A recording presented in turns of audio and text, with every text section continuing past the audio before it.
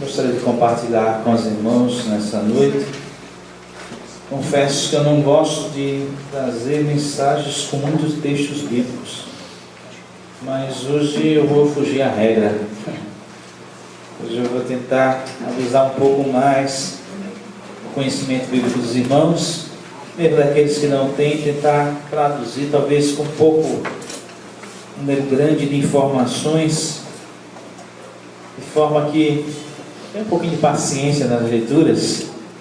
Eu creio que Deus quer nos conduzir para algo mais excelente nessa noite.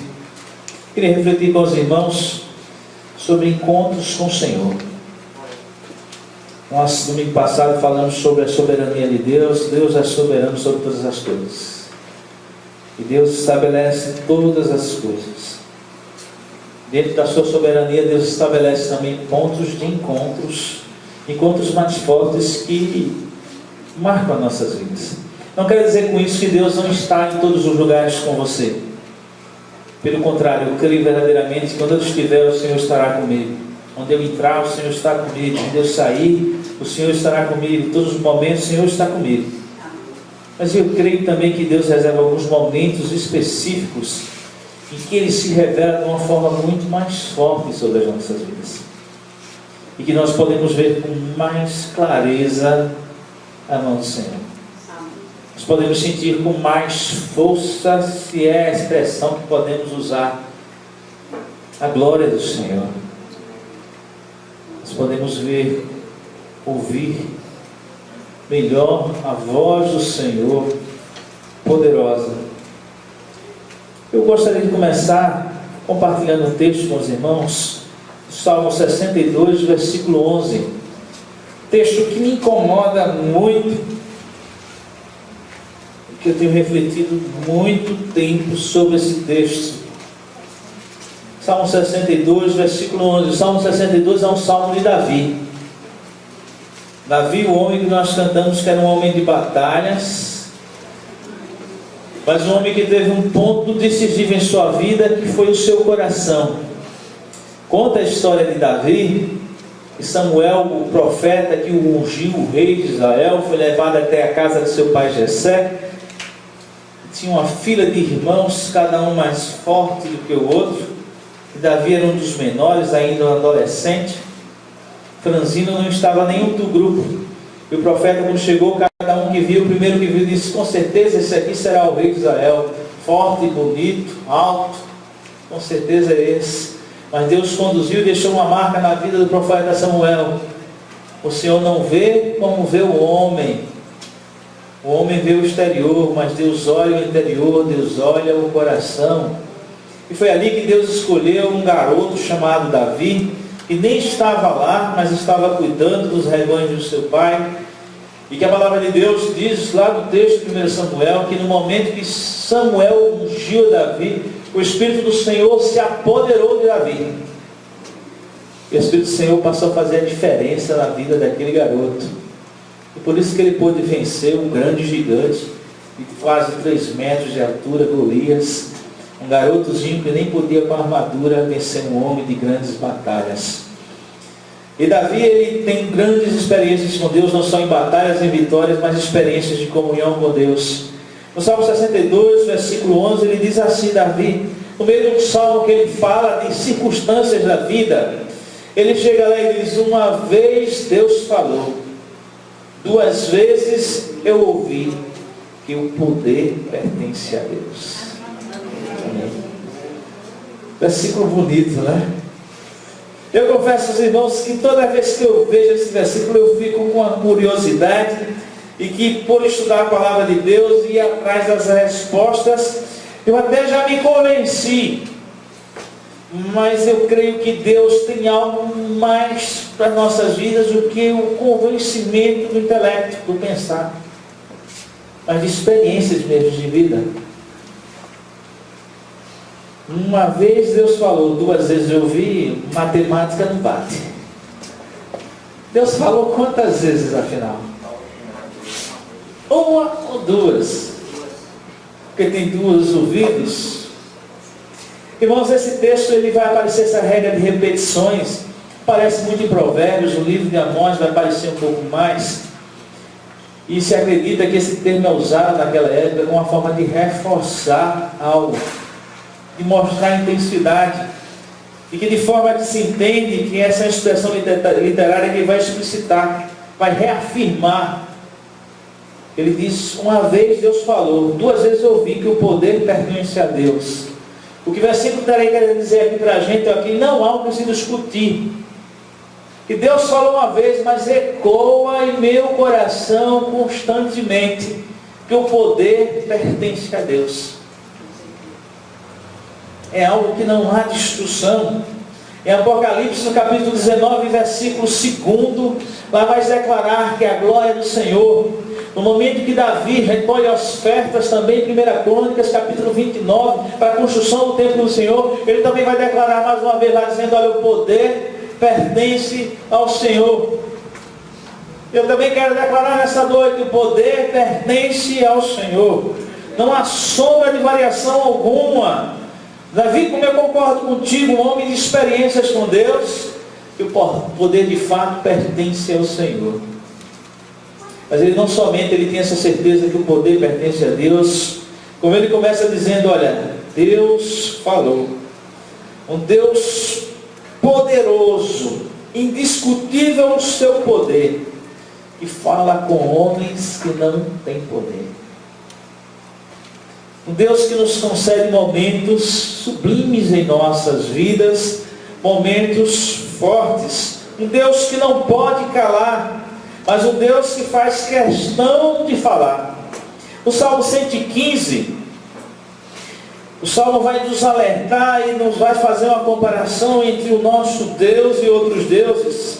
E esse Salmo ele vai dizer bem assim, ele diz, não a nós, Senhor, nenhuma glória para nós, mas sim ao teu nome, por teu amor e por tua fidelidade. Porque perguntam as nações, onde está o Deus deles? O nosso Deus está nos céus e pode fazer tudo o que lhe agrada. Deus pode fazer tudo o que lhe agrada. Deus estabelece tudo conforme o seu querer. Conforme o seu querer. Deus estabelece, sustenta todas as coisas pela palavra do seu poder. Se hoje, mais uma vez, a terra deu um giro em torno de si mesma, porque Deus a sustentou. Se ela continua girando em torno do sol, meu irmão, porque Deus a sustentou. Se os ventos continuam a soprar, porque Deus o sustentou.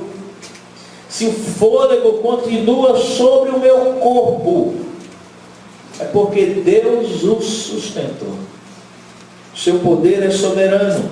Ele continua no mesmo salmo e diz, os ídolos deles, de prata e ouro, são feitos por mãos humanas. Tem boca, mas não podem falar. Olhos, mas não podem ver. Tem ouvidos, mas não podem ouvir. Nariz, mas não podem sentir cheiro. Tem mãos, mas não podem apalpar. Pés, mas não podem andar. Nem emitem som algum com a garganta. São supostos ídolos cultuados e adorados em muitos lugares. Os ídolos deles, diz a palavra de Deus, são prata e ouro, são feitos por mãos humanas, que representam muitas vezes uma capacidade que o artista tem, de uma forma tão eficiente, de traçar mãos, pés, boca, ouvido, olhos. Mas a palavra de Deus diz que eles têm boca, mas não podem falar. Olhos, mas não podem ver. Têm ouvidos, mas não podem ouvir. Nariz, mas não podem sentir cheiro. Mão, mas não podem apalpar. Pés, mas não podem andar. Não lhes sai som algum da garganta. Ao oposto disso, ao nosso Deus, que pode fazer tudo o que lhe agrada. Deus se manifesta de tal forma em nossas vidas, se colocando em completamente oposição a que muitos creem como Deus. O que significa que Deus tem boca, meu irmão, e pode falar. O que significa que Deus tem olhos e está olhando para você. O que significa que Deus tem mãos E essas mãos não estão encolhidas para que não nos possa abençoar. O que significa que Deus tem pés para andar lado a lado, constantemente do meu lado, do seu lado. E nós não somos como aqueles que confiam em imagens que não podem falar, mas nós somos como aqueles que sabem onde está o nosso Deus nos céus e que faz tudo como lhe agrada. Davi, ele começa a fazer uma diferença muito clara entre os deuses dos outros povos e o seu Deus. O Deus que lhe fala. Uma vez Deus me falou. 2 vezes eu ouvi uma voz que não só fala uma vez, mas que tem a capacidade de ecoar em nossos corações, de permanecer viva, de resgatar a informação a todo instante. Meu irmão, se há algo que eu não me esqueço, são dos meus encontros com o Senhor.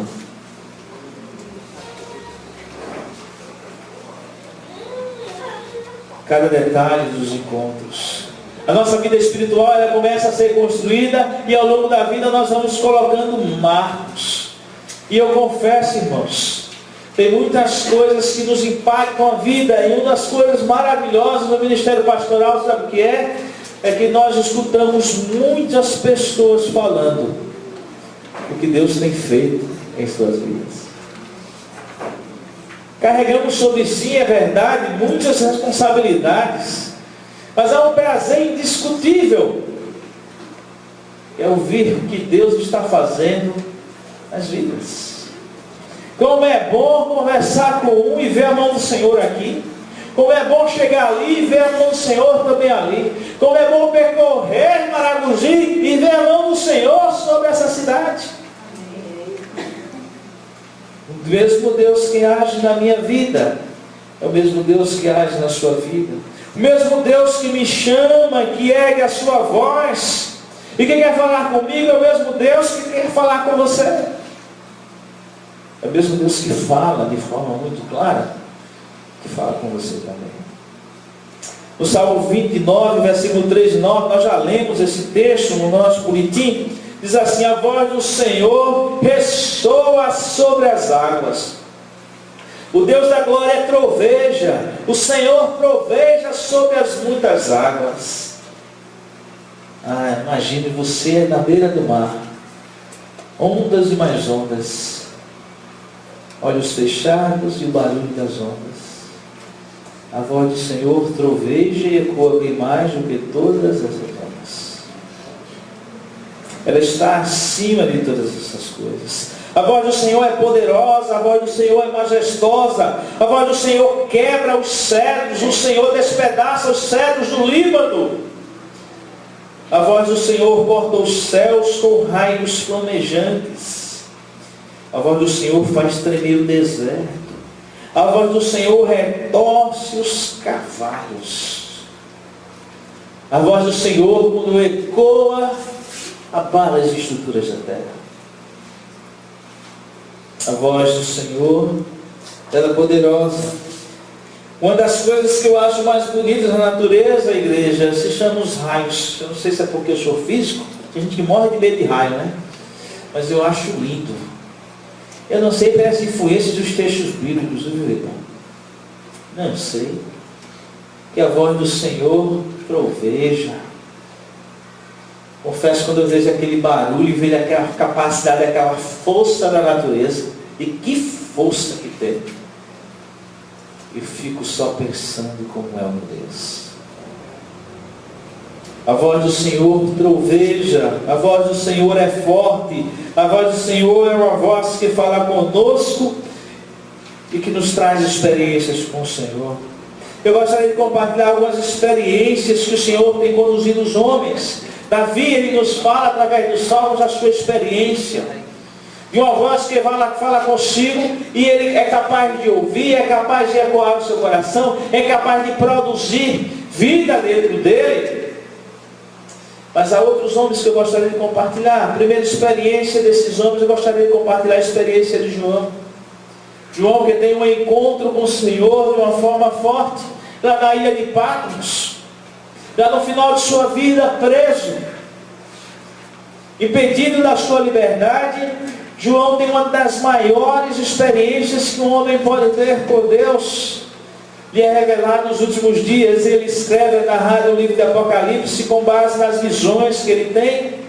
Lá em Apocalipse capítulo 1, versículo 15, ele diz que a visão que ele teve da pessoa que falava com ele, ele diz: seus pés eram como um bronze numa fornalha ardente, e sua voz como o som de muitas águas. Hoje eu estive visitando a irmã Maru, conheci a irmã Maru, a irmã Marlene, estivemos lá. A irmã Maru, ela está com 8 anos que ela perdeu a visão. E eu conversava com aquela irmã, e minha irmã, como é que a irmã está? Já está adaptada? Ela virou para mim e disse: pastor, parece que quando a gente perde um dos sentidos, os outros aguçam mais.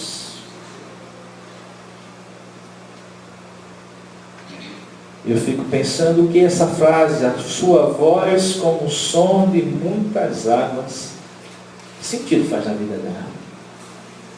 Talvez mais do que na minha e na sua. Ao mesmo tempo que nós estávamos lá, tinha uma caixa de som, com um som tão estridente e distorcido, capaz de fechar qualquer ouvido sensível a qualquer outra coisa.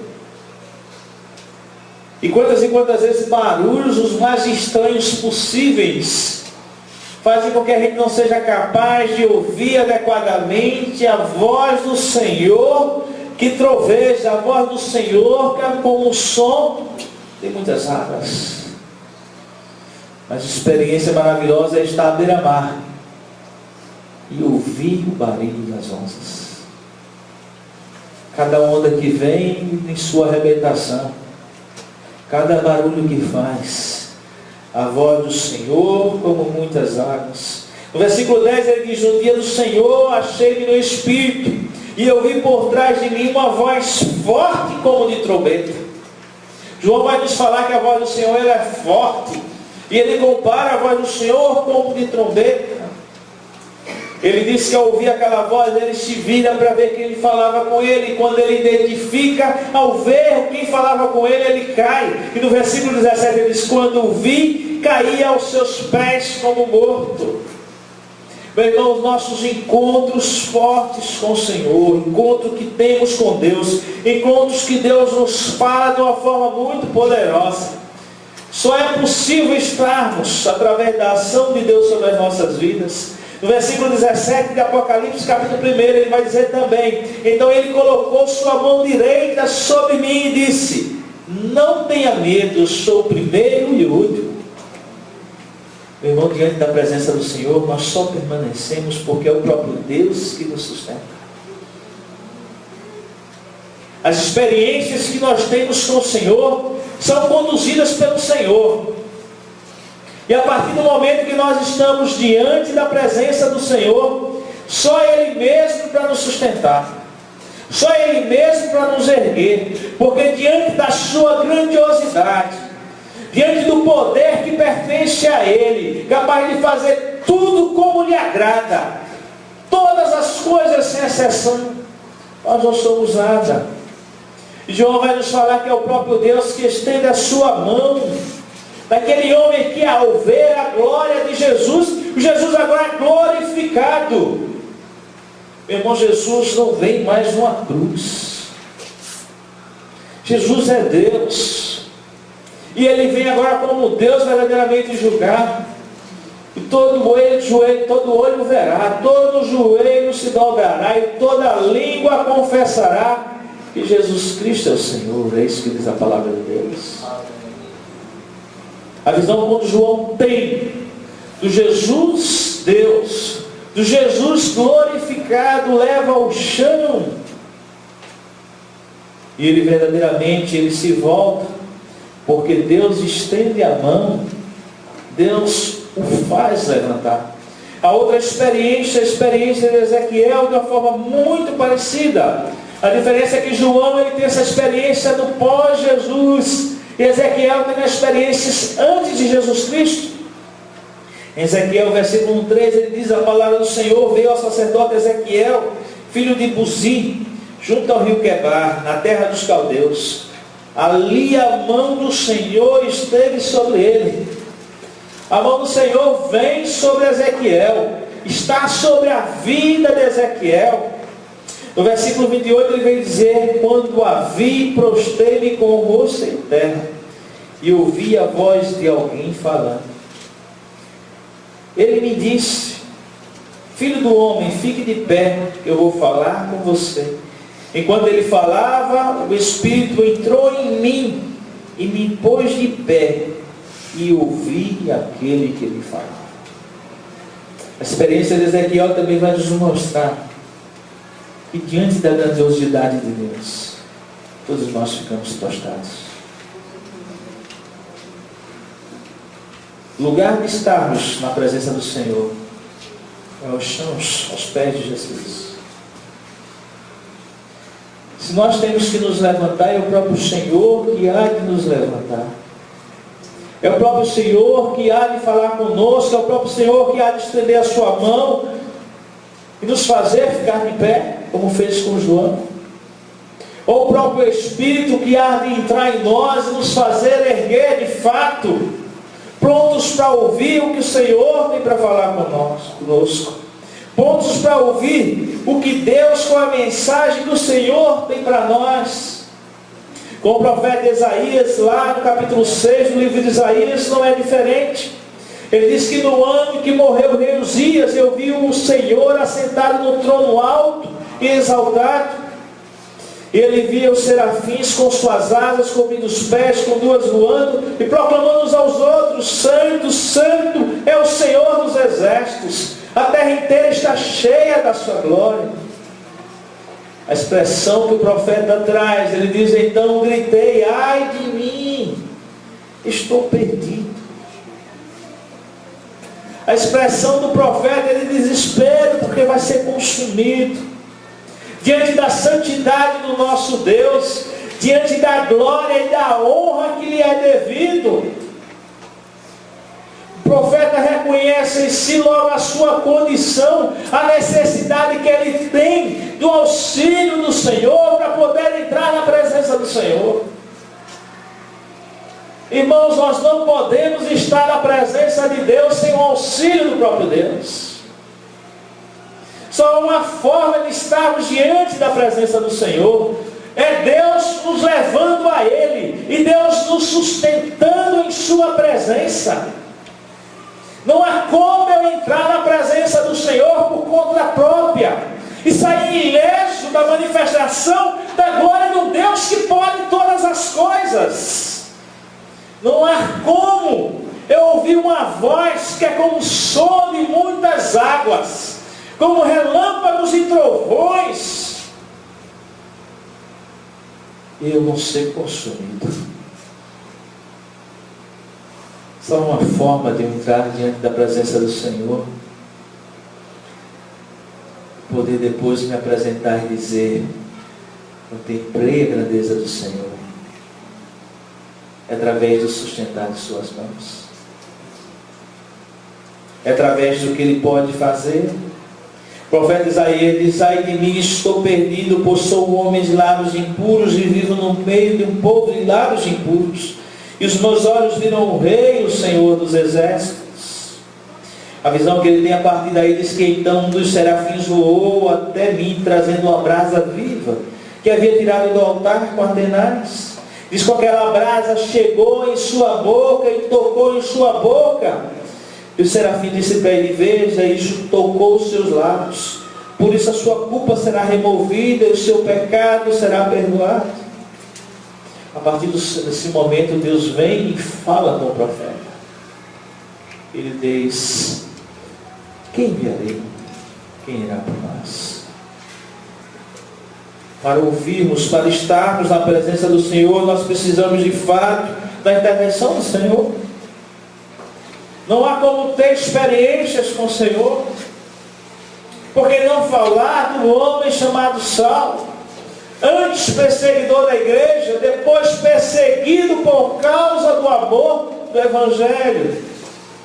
O homem que conhecia um Cristo que devia ser ignorado e perseguido, mas que tem um encontro marcante no caminho de Damasco. Um encontro forte que lhe deixa marcas profundas, não somente no seu espírito, mas no seu corpo. A palavra de Deus diz que depois daquele encontro, Saulo sai dali e passou dias sem comer, nem beber, sem ver, só perguntando o que aconteceu comigo.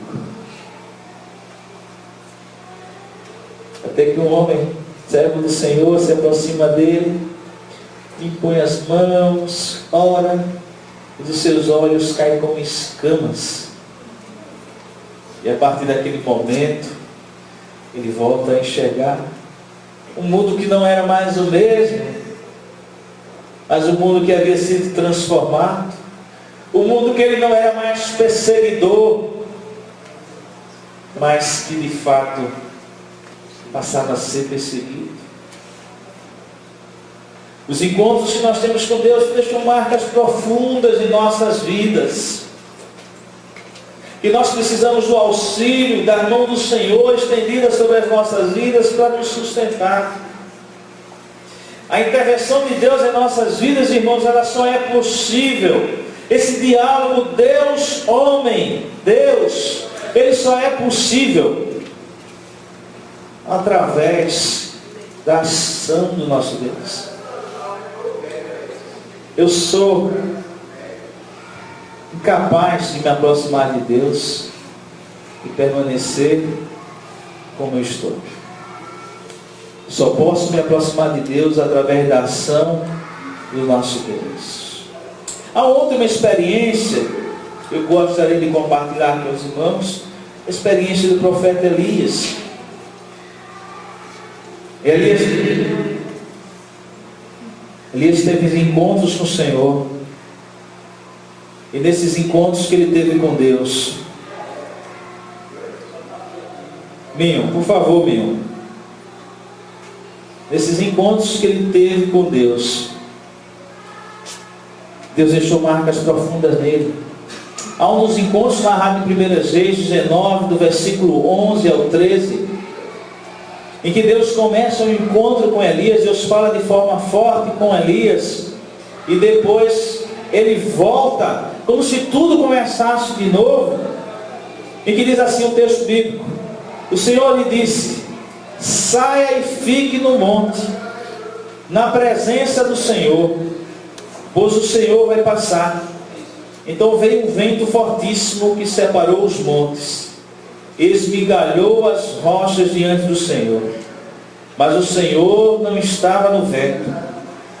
Depois do vento houve um terremoto, mas o Senhor não estava no terremoto. Depois do terremoto houve um fogo, mas o Senhor não estava nele. Depois do fogo houve um murmúrio de uma brisa suave. Quando Elias ouviu, puxou a capa para cobrir o rosto, saiu e ficou à entrada da caverna. Irmãos, esse texto mexe profundamente comigo. Se você nunca leu esse texto, guarde esse texto, 1 Reis 19, do versículo 11 ao 13, leia um pouquinho antes, porque Deus começa a falar com Elias, e daqui a pouco o texto volta ao começo. Como se Deus dissesse para Elias, dissesse: olha Elias, vamos começar tudo de novo.